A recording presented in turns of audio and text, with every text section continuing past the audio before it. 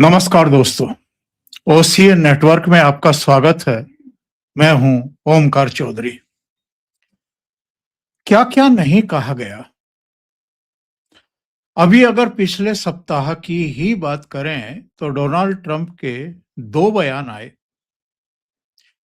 एक आया कि मोदी मुझे खुश करना चाहते थे। वो जानते थे कि मैं उनसे नाराज हूं,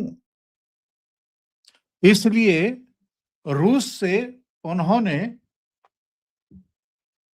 ईंधन की खरीद को कम कर दिया, बहुत कम कर दिया। इसके बाद एक बयान आया, उन्होंने कहा कि मैं जानता हूं मोदी मुझसे नाराज हैं, और उन्होंने ये भी कहा कि चूंकि मैंने रूस से ईंधन खरीदने को लेकर के भारत के ऊपर 50% टैरिफ लगाया है, जो बहुत ज्यादा है, इसलिए वो मुझसे नाराज है। उनके वाणिज्य मंत्री हावर्ड लुटनिक का एक इंटरव्यू आया, कनाडा के नेटवर्क से उन्होंने बातचीत की, और वो क्या कह रहे हैं। एक तरफ ट्रंप के वो 2 बयान याद रखिए, दूसरी तरफ इनके वाणिज्य मंत्री की बकवास सुनिए क्या कह रहे हैं। कह रहे हैं कि मोदी जी ने क्योंकि ट्रंप साहब को फ़ोन कॉल नहीं किए, इसलिए ये जो ट्रेड डील है, ये सिरे नहीं चढ़ पाई। हमने उनको 3 सप्ताह का समय दिया था, यानी डेडलाइन दी थी। एक शुक्रवार का समय दिया गया, उस शुक्रवार तक मोदी जी ने ट्रंप साहब को फोन कॉल नहीं किया। फिर उसको बढ़ा करके दूसरे शुक्रवार तक किया, मोदी जी का फोन नहीं आया। फिर उसको तीसरे शुक्रवार तक बढ़ाया गया और इंतजार किया गया, लेकिन भारत के प्रधानमंत्री का तीसरे सप्ताह और तीसरी डेडलाइन पर भी फोन कॉल नहीं आया। और अब वो कहते हैं कि जो प्रस्ताव थे अमेरिका की तरफ से ट्रेड डील को लेकर के, अब वो टेबल पर नहीं हैं। यानी अब हम वो ट्रेड डील नहीं करेंगे जो प्रस्ताव हमने भारत के सामने रखा था।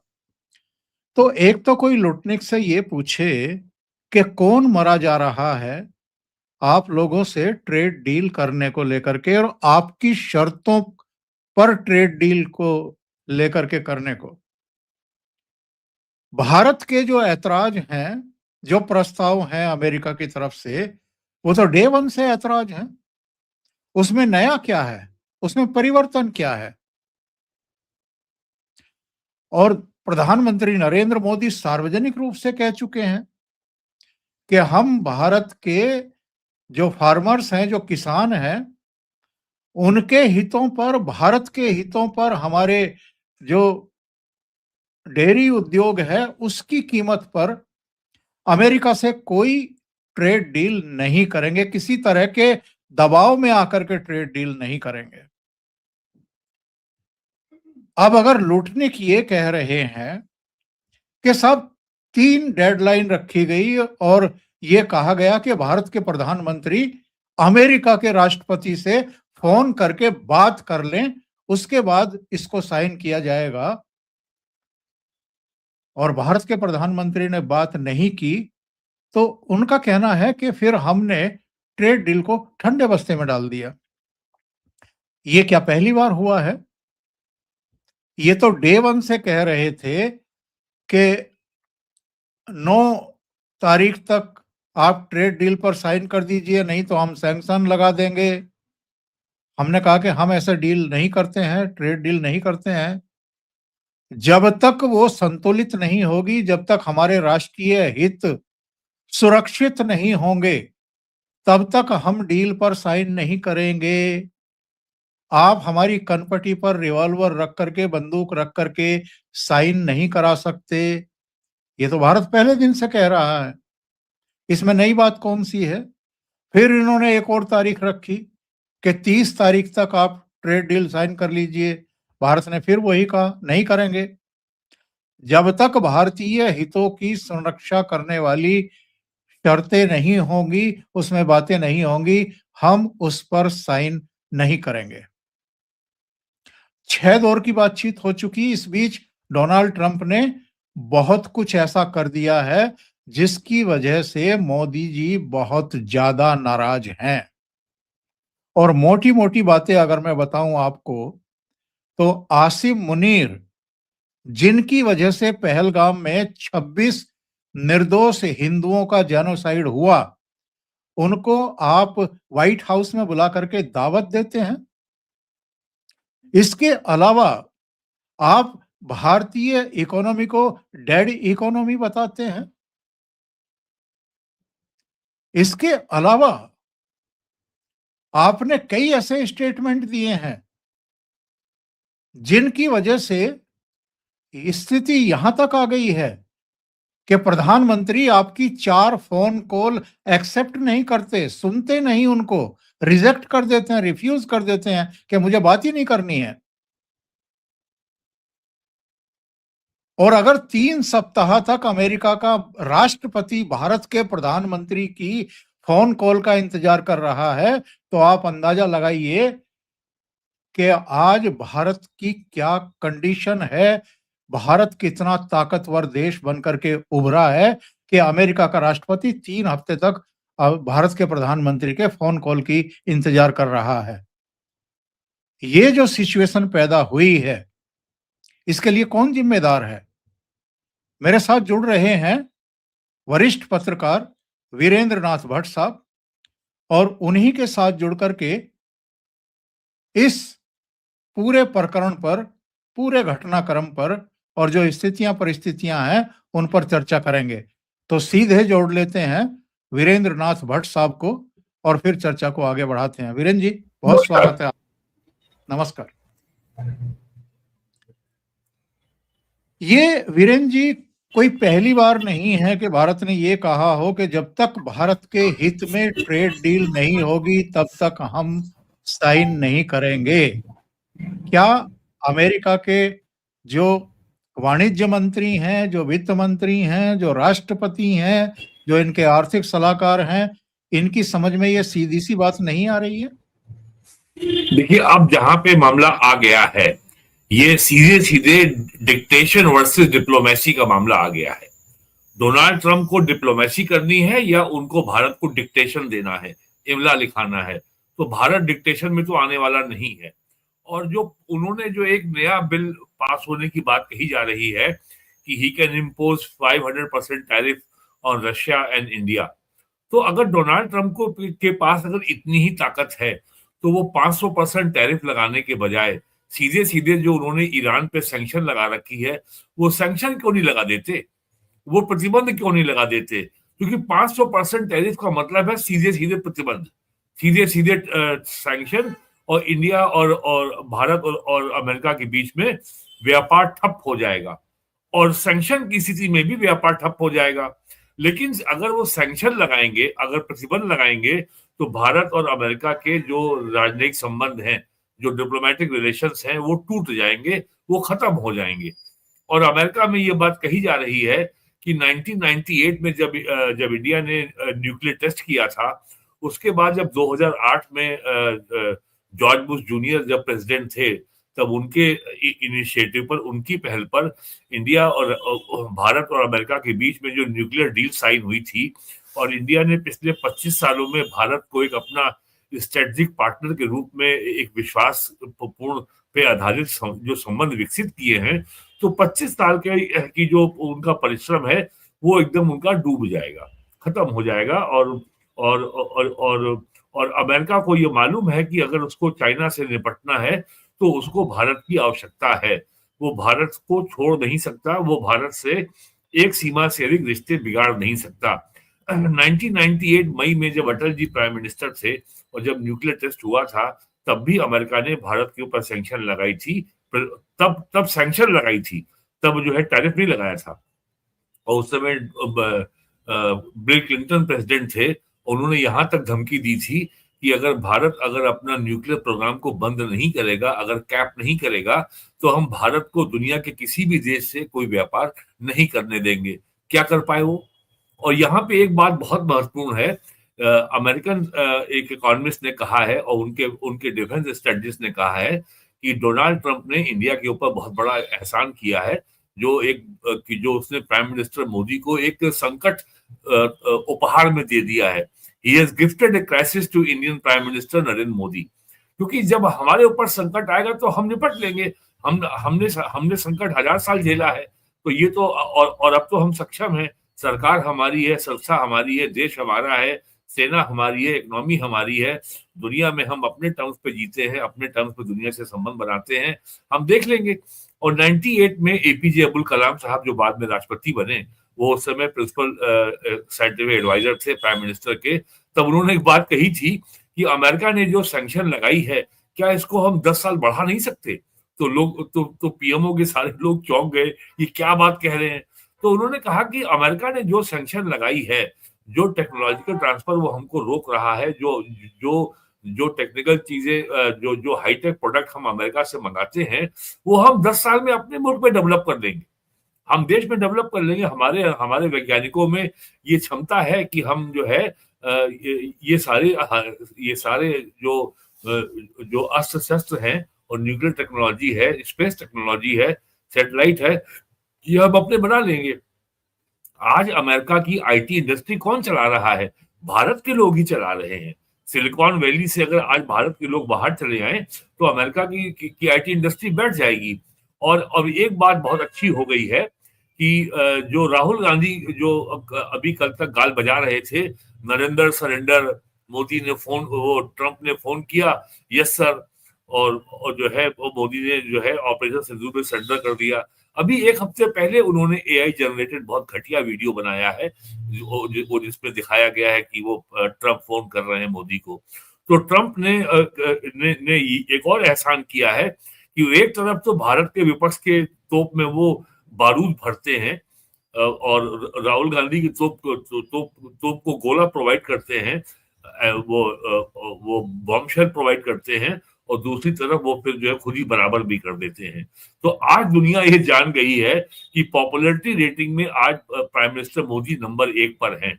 और आज और ट्रंप के इस गुंडागर्दी का ये असर हुआ है कि जर्मनी अपने इतिहास की सबसे बड़ी डिफेंस डील इंडिया से करने जा रहा है, और $8 बिलियन की सबमरीन जो है जर्मनी बनाएगा, और उसका एग्रीमेंट होने जा रहा है मझगांव डॉक लिमिटेड से, जो हमारा नेवल शिपयार्ड है महाराष्ट्र में। और टेक्नोलॉजी ट्रांसफर भी होगा, जो जर्मनी आज तक नहीं किया है। फ्रांस के राष्ट्रपति बेहद परेशान है इस समय अमेरिका से, वो भी अगले महीने भारत आ रहे हैं। और जो है और अभी शायद खबर कंफर्म करनी पड़ेगी, लेकिन शायद ये हो गया है। 26 जनवरी को यूरोपियन यूनियन की बॉस जो है वैन डियर लियोन, वो जो है होंगी मुख्य अतिथि। तो आज जो है ट्रंप जो है यूरोप से कट चुके हैं, रशिया उनकी सुन नहीं रहा है, चीन उनकी सुन नहीं रहा है, मोदी उनकी कॉल का जवाब नहीं देते। तो यही सब अनाप शनाप चीजें उनके पास बोलने को रह गया है। और यही जो हार्वर्ड लुटनिक, जो अमेरिका के ट्रेड सेक्रेटरी हैं, इन्होंने अक्टूबर में कहा था, ये जो इंडिया के कॉमर्स मिनिस्टर है Piyush Goyal, he is a very hard nut, he is a very hard negotiator, India से कहो इसको बदले, हम इस आदमी से हम ट्रेड डील नहीं कर पाएंगे। तो इंडिया ने कहा, भाई हमारे जो कॉमर्स मिनिस्टर हैं वही इस डील को निगोशिएट कर रहे हैं, आपके भी कॉमर्स मिनिस्टर कर रहे हैं, बदलने का सवाल ही नहीं उठता। और ट्रंप की ये भी परेशानी है कि हमारी जो है ब्रिटेन से ट्रेड डील हो गई है, हमारी जो है ऑस्ट्रेलिया से ट्रेड डील हो गई है, हमारी ईयू से ट्रेड होने वाली है, और यूरोपीय देशों के यूरोप के 5 देशों का एक अलग एक ब्लॉक है, उससे हमारी फ्री ट्रेड एग्रीमेंट हो चुका है। तो अब और एशिया के तमाम देशों से भारत की फ्री ट्रेड एग्रीमेंट हो चुका है, यूएई से हो चुका है, सऊदी अरब से हो चुका है। तो अब भारत जो है अब इतना निर्भर नहीं है अमेरिकी व्यापार पर। और सबसे बड़ी बात यह है कि जुलाई में ट्रंप ने टैरिफ लगाया 25%, फिर अगस्त में लगाया 25% और वो हो गया 50%। जो श्रिम्प है, जैसे झींगा मछली है, तो उसके ऊपर जो टैरिफ है वो 58.26% है। उसके बावजूद जो है इंडिया से श्रिम्प का एक्सपोर्ट 16% बढ़ गया। और तो हमने वैकल्पिक बाजार खोज लिया, लेकिन इसका तात्कालिक असर पड़ेगा। असर ये पड़ेगा, जैसे गारमेंट इंडस्ट्री है या एमएसएमई में छोटी जो इंजीनियरिंग इंडस्ट्री है या जेम एंड ज्वेलरी, उस पर थोड़ा असर पड़ेगा। लेकिन भारत ने अब ग्लोबल साउथ में जो अपनी जो एक अपनी एक भरोसेमंद साझीदार की जो छवि बनाई है, खासकर अफ्रीकी देशों में और पैसिफिक आइलैंड नेशंस में, तो भारत को वैकल्पिक बाजार खोजने में बहुत समय नहीं लगेगा। और जीएसटी रिफॉर्म के जरिए जो 22 सितंबर से जो टैक्स रेगुलाइजेशन हुआ है, उससे भी भारत ने उद्योगों को बहुत राहत दी है। उसके अलावा जो जो उद्योग इस अमेरिका के सैंक्शन के जो जो जो टैरिफ से प्रभावित है, उनको भी केंद्र सरकार ने एग्जिम बैंक के जरिए चीफ क्रेडिट वगैरह दिया है और भी टैक्स की सुविधाएं दी हैं। तो हो सकता है 6 महीने साल भर आपको परेशानी झेलनी पड़ेगी, लेकिन भारत को अपने पांव पर खड़े होना सीखना होगा। और एक बात बहुत पुरानी मैं बता दूं आपको, आबिद हुसैन इंदिरा गांधी के समय बहुत बड़े अधिकारी थे और वो कॉमर्स सेक्रेटरी थे।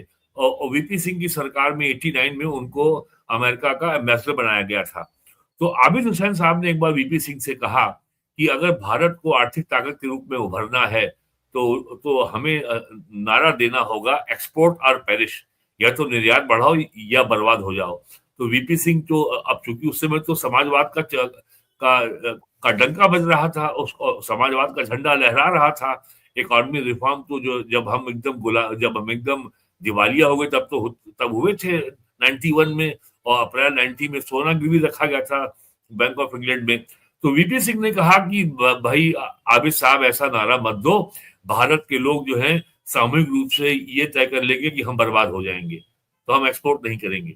ये बात है आज से 35 साल पहले की, लेकिन बहुत बदलाव नहीं आया है। अभी भी भारत में इकोनॉमी रिफॉर्म की बात जब आती है, इकोनॉमी को डीरेगुलेट करो, इकोनॉमी में जो रेगुलेटरी कोलेस्ट्रॉल है उसको कम करो, और जो लाल फीताशाही है, जो सरकारी अफसरों का दखल है, जो बाबू डॉम है, उसको कम करो, तो तुरंत जो है अडानी अंबानी शुरू हो जाता है।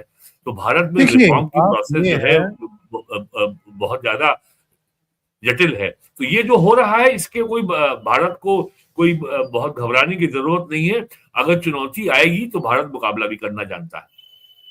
नहीं भारत एक्चुअल में घबराया हुआ तो दिखाई दे ही नहीं रहा है।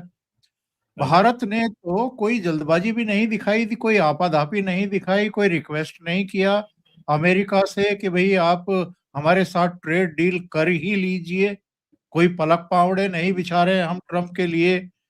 ट्रंप ने जो हद दर्जे की बेहूदगी और बदतमीजी हो सकती है वो भारत के साथ की है। पहलगाम के जो सबसे बड़े अपराधी हैं आसिम मुनीर, उनको आप व्हाइट हाउस में बुला करके लंच कराएंगे। 2 बार। उनके साथ 3 बार हुआ है, 3 बार उनको बुलाया गया। एक बार प्रधानमंत्री साथ थे पाकिस्तान के उनके। वहां जाकर के आप मिनरल्स और रेयर अर्थ उनको दिखाएंगे अटैची खोल करके, उनकी गोद में बैठेंगे, केवल इसलिए कि भारत से किसी तरीके से दूर हो जाए। और जो क्रिप्टो का खेल खेला है इनके दामाद ने, कुशनर ने, ट्रंप के बेटे ने भी, हाँ। हाँ, तो उसकी वजह से इन्होंने भारत को अलग थलग करके, भारत के खिलाफ बयानबाजी करके खुद ही अपने आप से दूर किया है, अमेरिका से दूर किया है। अमेरिका में खुद इसकी आलोचना हो चुकी है कि 20-25 सालों में इस पूरे एरिया में चीन का मुकाबला करने के लिए जिस तरह भारत को हम करीब लेकर के आए थे, एक ही झटके में अपने निजी हितों के कारण डोनाल्ड ट्रंप ने उस पर पानी फेर दिया है। भारत एक्चुअल में आज एक उभरती हुई ताकत है। भारत चूंकि जितना उसको ऊर्जा जरूरतें हैं उतना उसको तेल खरीदना है, दुनिया के अलग अलग देशों से खरीदता है, उनमें रूस से भी खरीदता है। जहां से सस्ता तेल मिलेगा वहां से वो खरीदेगा। आपके धमकाने से, आपके सैंक्शंस लगाने से, रोजाना आपकी बयानबाजी से भारत रुकने वाला नहीं है। ये पुतिन भी कह गए जब आए थे नई दिल्ली कि हम किसी प्रेशर में आने वाले नहीं हैं और भारत को तेल का, ईंधन का निर्यात जारी रहेगा। भारत ने भी, भारत के प्रधानमंत्री, इनको दिक्कत क्या है सबसे बड़ी भट्ट साहब? इनको दिक्कत ये है कि भारत रूस के साथ तो रूबल और रुपीज में लेन देन कर रहा है और जो रिफाइन करके यहां से तेल यूरोप को भेज रहा है या दूसरे देशों को भेज रहा है, वहां से वो डॉलर ले रहा है। तो इनको है सबसे बड़ी परेशानी ये, जो ये कह नहीं सकते और ये भारत पर तरह तरह से प्रेशराइज कर रहे हैं भारत को कि आप हमारी शर्तों पर ये डील करिए, ये डील करिए, ये डील करिए। तो भारत देखिए ने एक तरीके से इनसे ये कहा है, एक तो ये जो आप डेडलाइन लगा रहे हैं, ये जो बंदूक तान करके हमसे कह रहे हैं कि फला तारीख तक ट्रेड डील कर लीजिए। दूसरे, जो आप डील की शर्तें हम पर थोपने की कोशिश कर रहे हैं और जो आपका स्टाइल है,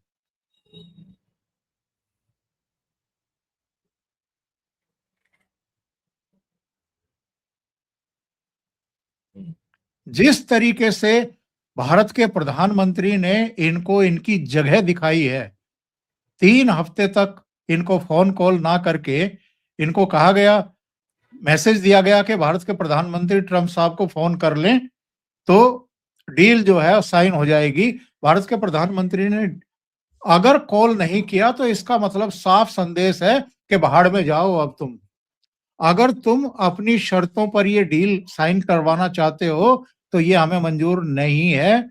हम ना तो जापान है, ना हम कोरिया हैं, ना हम फिलीपींस हैं, ना हम वियतनाम है, हम इंडोनेशिया भी नहीं है, हम भारत हैं। ये बदला हुआ भारत है। संतुलित डील टेबल पर लेकर के आओगे, साइन करेंगे, अपने हिसाब से करेंगे, अपनी शर्तों के हिसाब से करेंगे। जी। देखिए ऐसा है, असली समस्या जो असली विषय डील नहीं है। असली विषय है कि डोनाल्ड ट्रंप को अमेरिका की इकोनॉमी बचानी है और डोनाल्ड ट्रंप को डॉलर की प्रधानता को बरकरार रखना है। सेकेंड वर्ल्ड वॉर के बाद से लेके अब तक जो है इंटरनेशनल ट्रेड में जो डॉलर का डोमिनेंस था ओवर 90%, वो घट के 50% पे आ गया है। इस साल ब्रिक्स देशों की समिट होनी है। ब्रिक्स माने Brazil, Russia, India, China, south Africa. और डोनाल्ड ट्रंप के लिए ये जो ब्रिक्स है वो सांड के लिए लाल कपड़े के समान है। उसको लगता है कि ये जो 5 ब्रिक्स देश हैं, ये दुनिया का 40% जीडीपी कमांड करते हैं। अगर इन्होंने अपनी आपस में ट्रेड करने के लिए करेंसी डेवलप कर ली और डॉलर को अगर किनारे कर दिया तो अमेरिका की इकोनॉमी के लिए झटका सहना बहुत कठिन होगा। आज की तारीख में जो जो जीडीपी है अमेरिका का वो 24 ट्रिलियन डॉलर है और उनके ऊपर जो कर्जा है वो 38 ट्रिलियन डॉलर है, जो जो जो ट्रंप के कार्यकाल में 40 ट्रिलियन डॉलर क्रॉस कर जाएगा। और आज जो है अमेरिका का बजट जो है 7 ट्रिलियन डॉलर है और अमेरिका का जो एनुअल इंटरेस्ट पेमेंट है वो 1 ट्रिलियन डॉलर क्रॉस कर गया है। केवल जो पुराने कर्जों पे ब्याज है वो 1 ट्रिलियन डॉलर क्रॉस कर गया है। और दुनिया भर के तमामों देश जो अपनी सेविंग को यूएस ट्रेजरी बॉन्ड में इन्वेस्ट करते हैं, जहां उनको 4.4% से 4.5% तक ब्याज मिलता है, अब धीरे धीरे तमाम देशों ने यूएस ट्रेजरी में इन्वेस्ट करना बंद कर दिया है। तो ये कहा जाता था कि दुनिया कमाती है और अमेरिका खाता है।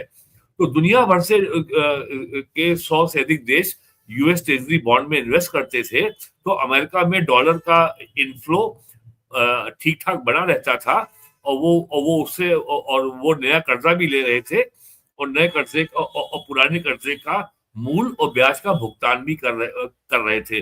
भारत ने अभी हाल में ही 40 बिलियन डॉलर विड्रॉ कर लिया है और अपने जो बॉन्ड्स उसने बेच दिए हैं।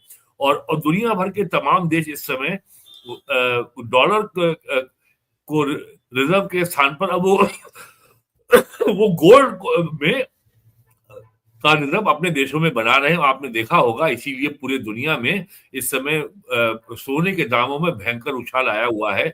1.5 लाख रुपए तोला तक इंडिया में हो गया था, मुझे तो एग्जैक्ट नहीं पता है, लेकिन 1 लाख, 1.25 लाख, 1.5 लाख तक पहुंच गया था। और अब जो है ये 1.25 लाख, 1.5 लाख से कम पर तोला नीचे आने वाला नहीं है। भारत का भी जो गोल्ड रिजर्व है वो 1,000 टन से ऊपर जा चुका है। भारत लगातार गोल्ड खरीद रहा, सोना खरीद रहा है। भारत का ऑफ इंग्लैंड में रखा था वो सारा भारत ने वापस मंगा लिया है। तो ब्रिक्स को देशों को लेकर के अमेरिका की सबसे बड़ी चिंता है, और ये सारा दबाव इसीलिए बनाया जा रहा है कि और चिंता इसलिए भी है कि ब्रिक्स देशों का ग्रुप का जो चेयरमैन अब की बार ये जो है वो भारत के हिस्से में आ रही है, और केवल भारत और चीन अगर हाथ मिला लें तो डोनाल्ड ट्रंप के लिए डॉलर को बचाना बहुत कठिन हो जाएगा। तो ये केवल जो है, और जिस तरीके से डोनाल्ड ट्रंप ने डॉलर को हथियार के रूप में डेवलप किया है, परिवर्तित किया है, डॉलर को वेपनाइज किया है, जो उन्होंने सोवियत रशिया को स्विफ्ट से बाहर निकाल दिया। SWIFT है ना, society for world wide financial telecommunication, international financial telecommunication. अगर अगर इंडिया स्विफ्ट का मेंबर है, अगर मैं स्विफ्ट के जरिए अगर मेरा मान लीजिए स्टेट बैंक है, तो मैं उससे कहता हूं कि आप ये ब्रिटेन के इस बैंक को ये एडवाइजरी भेज दीजिए कि वो मुझे वहां लैंड करने पर 1 मिलियन पाउंड दे देगा, तो उतना पैसा हम यहाँ जमा कर देंगे या सिक्योरिटी जमा कर देंगे, और स्विफ्ट से कम्युनिकेशन जाएगा स्टेट बैंक ऑफ इंडिया से ब्रिटेन के बैंक को, वो हमको इतना पेमेंट कर देगा।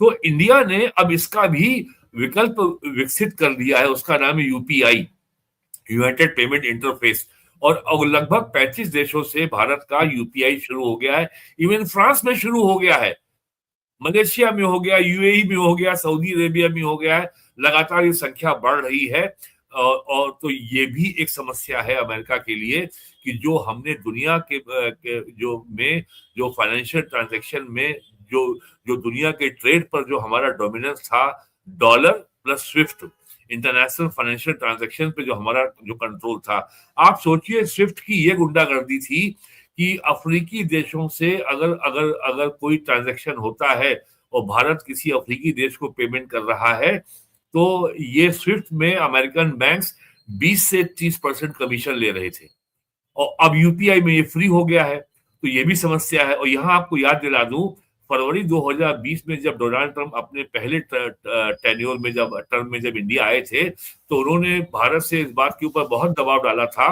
कि आपके यूपीआई की वजह से जो अमेरिका की 2 कंपनियां हैं, वीजा और मास्टर कार्ड, इनके लिए इंडिया में अस्तित्व बनाए रखना कठिन होता जा रहा है। अब तो वो खत्म ही हो गई हैं। आज आप पता करिए अपने शहर में, आपको वीजा और मास्टर कार्ड के डेबिट कार्ड या एटीएम कार्ड वाले लोग ढूंढे नहीं मिलेंगे। सबके पास रुपे कार्ड हैं, जो भारत ने अपना सिस्टम डेवलप कर लिया है, और वीजा और क्रेडिट कार्ड के पास जो इंडिया में बाजार बचा है वो केवल क्रेडिट कार्ड का है, और भारत में क्रेडिट कार्ड केवल बड़े शहरों में होते हैं, छोटे शहरों में कौन रखता है क्रेडिट कार्ड। तो अब अमेरिका को ये खतरा हो रहा है कि और अमेरिकन कंपनी जो इंडिया में साल में बिजनेस करती हैं वो कम से कम 250 से 300 बिलियन डॉलर का है। अगर आप इंडिया पे सैंक्शन लगा देंगे, और अगर आपकी कंपनियों को हम बिजनेस करने से यहाँ रोक देंगे, आपकी केंटकी फ्राइड चिकन है, आपकी मैकडोनाल्ड है, आपका टेस्ला है, आपका एप्पल फोन है, आपका माइक्रोसॉफ्ट है, सारी कंपनियां आपकी इंडिया में काम कर रही हैं, कोका कोला है, पेप्सी कोला है, दर्जनों चीजें हैं। वो अरे इवन जो अंकल चिप जो आलू का चिप्स है वो भी तो अमेरिका कंपनी बना रही है। तो ऐसा नहीं है कि हम अमेरिका की दया पर जीवित हैं, आपको भी हमारी आवश्यकता है। आपकी कंपनियों को 300 बिलियन डॉलर का बिजनेस इंडिया में मिलता है, अमेरिका के लाखों लोगों की नौकरियां इंडिया के में जो आपकी कंपनियां व्यापार कर रही है उसके बल पे चलता है, और फिर इंडिया के लोग ही आपकी सिलिकॉन वैली, आपकी जो हाईटेक इंडस्ट्री है, फिनटेक इंडस्ट्री को इंडिया के लोग ही चला रहे हैं। कौन है आपका जो है सीईओ गूगल का और माइक्रोसॉफ्ट का? तो ये ट्रम्प के लिए सामने सबसे बड़ी चुनौती है, डॉलर को बचाना, अपनी इकोनॉमी को बचाना, और इसीलिए ये सारे नखरे इसीलिए हो रहे हैं। क्या इनकी समझ में नहीं आया जब प्रधानमंत्री नरेंद्र मोदी कनाडा में G7 देशों की समिट में भाग लेने के लिए गए और इन्होंने 35 मिनट तक बातचीत की और कहा कि आप वॉशिंगटन होते हुए निकल जाइए। प्रधानमंत्री ने कहा कि नहीं, मेरे पहले से कार्यक्रम लगे हुए हैं, इस समय मैं वॉशिंगटन नहीं आ सकता, बाद में देखता हूँ कोई प्रोग्राम बनेगा तो। इसके बाद दूसरा मौका जब डोनाल्ड ट्रंप से मुलाकात हो सकती थी, यूएन असेंबली को संबोधित करने जाने वाले थे नरेंद्र मोदी, उन्होंने वहां जाना स्थगित करके एस जयशंकर साहब को वहां भेज दिया। तीसरा मौका जब ये गाजा, फिलिस्तीन और इजराइल के बीच में पीस समिट के लिए इजिप्ट में 20-22 देशों का एक समिट बुलाया, हाँ उसमें हाँ, बाहर बुलाया प्रधानमंत्री था। को आमंत्रित किया इन्होंने कि प्रधानमंत्री भी आ जाएं। प्रधानमंत्री क्या इनके लिए ताली बजाने के लिए वहां खड़े होते पीछे, जैसे वो पाकिस्तान के प्रधानमंत्री और दूसरे जो इनके चमचे थे वो तालियां बजा करके इनको ओबलाइज कर रहे थे। चौथा मौका मलेशिया में जब एक समिट हुई, वहां पर फिर डोनाल्ड ट्रंप आए थे, उन्होंने सोचा कि प्रधानमंत्री अटेंड करेंगे, वहां मुलाकात हो जाएगी, प्रधानमंत्री ने वहां भी जाना स्थगित कर दिया। 4 मौके ऐसे आए, क्या समझ में नहीं आ रहा है डोनाल्ड ट्रंप के कि क्यों हो रहा है? और मैं बताता हूं क्यों हो रहा है। इन्होंने जो 50% हम पर टैरिफ लगाया, जिसमें से 25% सैंक्शन है, एक तरीके से जुर्माना है, और 25% वैसा है। 50% अगर टैरिफ आप किसी देश पर थोप रहे हैं जिसको आप अपना सामरिक और रणनीतिक साझेदार बताते हैं और जिसके साथ क्वाड में शेयर आप जो है साझा करते हैं, उस पर आप 50% सैंक्शन लगा रहे हैं, टैरिफ लगा रहे हैं, ताकि व्यापार जो है असंभव कर दिया जाए। इसके अलावा भी इन्होंने चाबहार एयरपोर्ट का जो परमिशन दिया गया था 2018 में, उसको वापस ले लिया। फिर H1B वीजा, उसकी शर्तों को बेहद सख्त कर दिया। कई गुना उसकी फीस बढ़ा दी। भारतीय जो अवैध रूप से अमेरिका पहुंचे थे, उनको पैरों में बेड़ियां और हाथों में हथकड़ियां डाल करके बेइज्जत करके आपने भारत भेजा और कैमरों पर वहां भी आपने रिकॉर्ड किया और दुनिया में फैलाया कि देखो भारतीयों को हम किस तरीके से बेइज्जत करके भेज रहे हैं, और यहां भी यही हुआ। इसके अलावा भारत की इकोनॉमी को डेड इकोनॉमी बताया इन्होंने, ये सब और दबाव है। सीज फायर पर लगातार झूठ बोले। इनकी ये भी शिकायतें आई कि साहब नोबेल पीस प्राइज के लिए मोदी जी ने हमको जो है नॉमिनेट नहीं किया, जबकि पाकिस्तान ने कर दिया, इजराइल ने कर दिया, और मुनीर को अपनी बगल में बैठाना। इतने सारे ये चिढ़ाने वाले काम कर चुके थे। और जो आपने कहा कि कांग्रेस की जो तोपे हैं उनमें बारूद भरने का काम लगातार डोनाल्ड ट्रंप ने किया है। यही कर रहे हैं। उनको मौके दिए हैं कि वो मोदी सरकार पर, प्रधानमंत्री नरेंद्र मोदी पर अटैक करके उनकी छवि को खराब करें। तो ऐसे में आप चाह रहे हैं कि मोदी जी आपको फोन करेंगे, और 2 बार फोन किया इन्होंने, एक बार उनके 75वें जन्म दिवस पर, एक बार दिवाली पर, और दोनों बार झूठ बोला कि मोदी जी ने मुझसे ये वादा किया, मोदी जी ने मुझसे वो वादा किया। तो मोदी अगर आपको फोन कर लें या आपसे मिल लें तो आप तो ये उड़ा देंगे कि मोदी जी मेरे पैरों में गिर पड़े।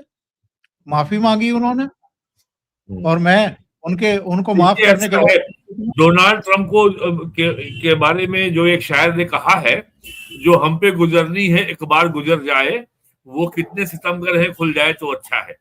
तो डोनाल्ड ट्रंप का ये आखिरी साल है। इस साल नवंबर में वहां पे मिड टर्म इलेक्शन होंगे और डोनाल्ड ट्रंप जो है कांग्रेस में उनकी रिपब्लिकन पार्टी की मेजोरिटी खत्म होने जा रही है। और डोनाल्ड ट्रंप ने ये भी कहा है कि इफ आई लूज मेजोरिटी तो ये लोग मेरे ऊपर महाभियोग चलाएंगे, मुझको इम्पीच कर देंगे। तो उसके बाद Donald Trump will be A lame duck president, और उनको किसी भी उनके मेजर पॉलिसी डिसीजन को कांग्रेस का अप्रूवल नहीं मिलेगा। और अभी भी जो उन्होंने वेनेजुएला में किया है, वो कांग्रेस का अप्रूवल तो छोड़िए, उन्होंने कांग्रेस को ये बात नोटिफाई तक नहीं की। उन्होंने अपनी अपने सदन में इसकी सूचना तक नहीं दी कि वो इतना बड़ा ऑपरेशन वेनेजुएला में करने जा रहे हैं। इसको लेकर के भी वहां डेमोक्रेट ने बहुत आपत्ति जताई है। तो डोनाल्ड ट्रंप को जो करना है, उनके पास 11 महीने हैं और उसके बाद उसके बाद 2027-28 में उनके 2 साल बचेंगे।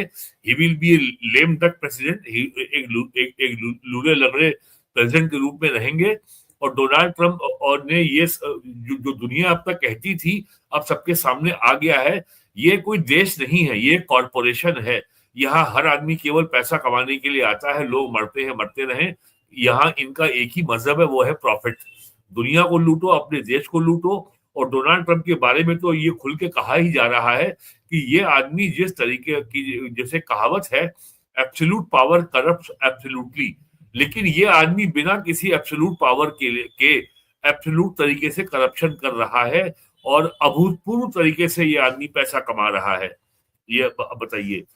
और यही हुआ है वेनेजुएला में। अगर मडुरो ने उसको $20 बिलियन दे दिया होता तो वो आज अमेरिकी जेल में नहीं होता। तो डोनाल्ड ट्रंप के का जो तौर तरीके हैं, इसमें कोई बदलाव नहीं आने वाला है। और अब भारत ने 6 महीने से ऊपर हो गया है इनके दबाव को झेल लिया है। और प्राइम मिनिस्टर मोदी को भी 12 साल का अनुभव हो गया है प्राइम मिनिस्टर। और आज वो दुनिया के टॉप वेटरन स्टेट्समैन में दुनिया में उनकी गिनती होती है। एंड मुझे तनिक भी हिचक नहीं है that I salute my prime minister for his tough stand against this गुंडा कॉल्ड डोनाल्ड ट्रंप। तो इसका कोई असर नहीं होने वाला है। और अभी तो असली तो आनंद तब आएगा जब ब्रिक्स समिट होती है और उसमें ब्रिक्स देश क्या स्टैंड लेते हैं। क्योंकि साउथ अफ्रीका का जो प्रेसिडेंट है, वो भी इससे बहुत नाराज है। उसको भी इसने बहुत बेइज्जत किया था और उसने तो मीडिया के सामने बोल दिया कि मैं तो आपको $400 मिलियन का जहाज नहीं दे सकता, लग्जरी जेट में आपको गिफ्ट में नहीं दे सकता। मेरी तो ये हैसियत नहीं है। उसने पब्लिकली कहा था ये ट्रंप के सामने। ऑन कैमरा कहा था, ऑन कैमरा कहा था। और ट्रंप को कतर ने जो है $400 मिलियन का जहाज ड्रीम एक लग्जरी जेट गिफ्ट किया है। तो ये तो अब तो जो होना था हो गया। अब अगला जो ये जो शीत युद्ध है, इसका अगला पड़ाव ब्रिक्स समिट है। और ये तो तय हो गया है कि अब जो है जो इंडिया अगर अमेरिका से कोई भी ट्रेड डील होगी तो भारत की शर्तों पर ही होगी। और अब तो अमेरिका की किसी शर्त को मानने का प्रश्न ही नहीं है। ये बात अब ट्रंप ने साफ कर दी है। And we should also wait कि वो 500% टैरिफ लगाए। अब तो दुनिया में मजाक हो रहा है ना कि जब आपको 500% टैरिफ लगाना है तो सीधे सैंक्शन लगा दो भाई, सीधे प्रतिबंध लगा दो। हाँ, करो ना, जो करना है कर लो, जो करना है कर लो। भारत नहीं झुकेगा, अब नहीं झुकेगा। ये बात साफ हो गई है। वीरेन जी, बहुत बहुत धन्यवाद आपका जुड़ने के लिए, बहुत महत्वपूर्ण मुद्दे पर चर्चा करने के लिए। और दर्शकों से भी एक निवेदन है कि अगर आपको ये चर्चा अच्छी लगी है तो आप लाइक का बटन जरूर दबाएं और वीडियो को शेयर भी करें। अभी तक चैनल आपने सब्सक्राइब नहीं किया है तो सब्सक्राइब भी कर लें। बहुत बहुत धन्यवाद। नमस्कार।